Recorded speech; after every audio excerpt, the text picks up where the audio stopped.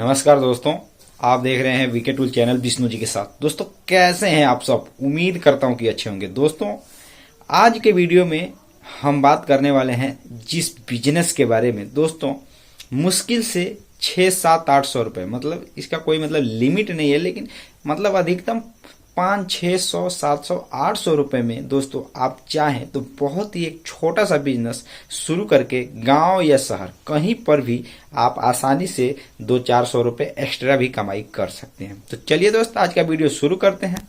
दोस्तों यह एक ऐसा बिजनेस है जिससे इस बिजनेस को एक मतलब छोटे तरीके का बिजनेस है और मैं इसको मौखिक रूप से आपको बताने वाला हूँ। मतलब आपको मैं मौखिक बताने वाला हूँ, मतलब लेक्चर के जरिए। लेकिन दोस्तों अगर आप इस बिजनेस को सही तरीके से अगर समझ लेते हैं तो आपके लिए एक समझ करके चलिए कि ये आपका निजी स्वरोजगार के तरह है और आप इससे मतलब हमेशा का मतलब क्या हुआ कि आप लाइफ टाइम इस बिजनेस को कर सकते हैं और कमाई भी कर सकते हैं। लेकिन इस बात को, इस आइडिया को सुनने से पहले हमारे वीडियो को पहली बार देख रहे हैं, वीडियो को लाइक और चैनल को सब्सक्राइब जरूर कीजिएगा। तो चलिए दोस्त हम सबसे पहले बात करते हैं कि आप किस तरीके से क्या करना है, मतलब किस तरीके से आपको बिजनेस शुरू करना है। दोस्तों मुश्किल से इसमें बहुत कम लागत है, 500 रुपये भी लागत अगर रख लेते हैं। दोस्तों यह जो बिजनेस है इसके बारे में सबसे पहले बात करते हैं।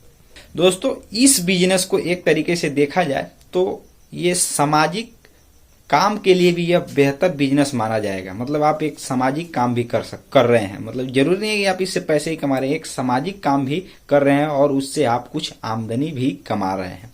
दोस्तों आपको करना क्या है? दोस्तों आपको सीधा आपको कागज जो अखबार है उसको खरीद करके आपको रख लेना है। मतलब आप एक तरीके से जब आप किराने की दुकान पे जाएंगे या बहुत मतलब बड़े कागज की दुकान पे जब आप जाते हैं, जो पुराना अखबार जिसका मतलब डेट खत्म हो चुका हुआ होता है, मतलब ताजा अखबार नहीं, जो पुराना अखबार हुआ होता है वो लगभग किलो के भाव से बिकता है और 60 से 80 रुपये या 100 रुपये, मतलब अलग अलग जगह के हिसाब से अलग अलग कीमत में वो आपको मिलता है।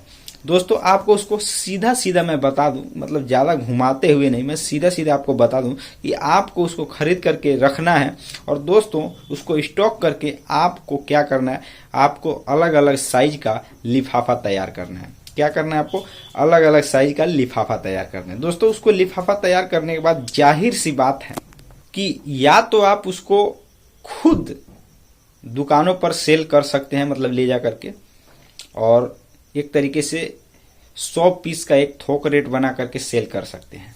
अन्यथा मतलब जो मैंने ये तरीका बताया, अगर मान करके चलिए आपका नया शॉप है, नया बिजनेस है, तो आपको खुद ही जा करके उन दुकानों पर, किराने के, ज़्यादातर ये किरानों की दुकान पर ये इसकी ज़रूरत होती है, जहाँ पे किराना का सामान बिकता है, दाल चावल आटा, जो मतलब जो भी चीज़ है किराना का।